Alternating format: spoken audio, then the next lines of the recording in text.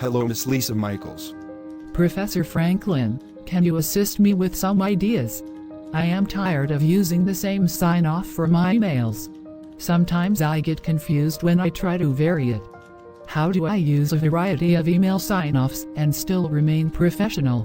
When signing off a formal email, it is vital to use a professional and appropriate closing for the context. This is exactly my thought. I will share some typical formal email closings and sign-offs you should use in formal settings, work or business, and the ones to avoid. Let us look at some professional email closings or sign-offs. For your work, business and formal contacts in general, use the following email sign-offs. Sincerely, you can also use regards. Use any of these forms of it. Best regards, kind regards, warm regards.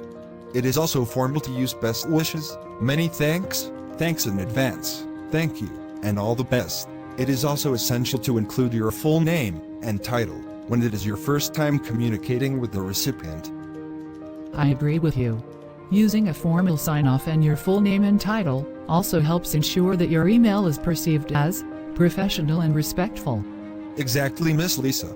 Well, here are some email sign-offs to avoid when sending a work or business-related email. Avoid signing off with one thanks or the short of regards, RGRDS. You should write in full and avoid these kinds of short forms, which are usual with teenagers. You don't want to be perceived as immature. 2. Hugs, Xoxo, love.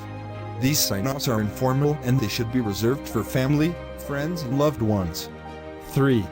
Take care. Really? It sounds pleasant, but it implies your recipient should be cautious of any impending issues. Just be sure you are familiar with the recipient before using take care. 4. Cheers.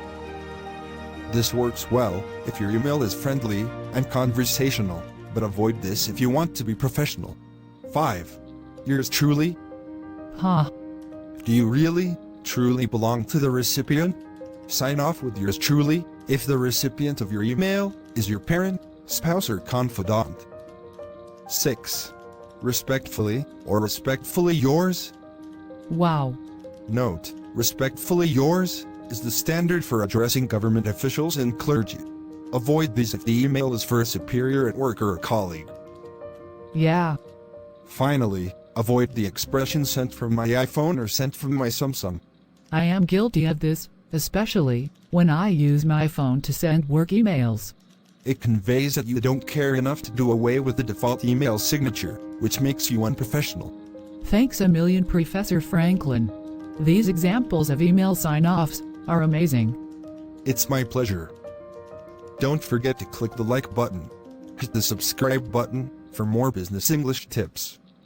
I have to go. See you soon with more tips from Anita the Pedagogue channel.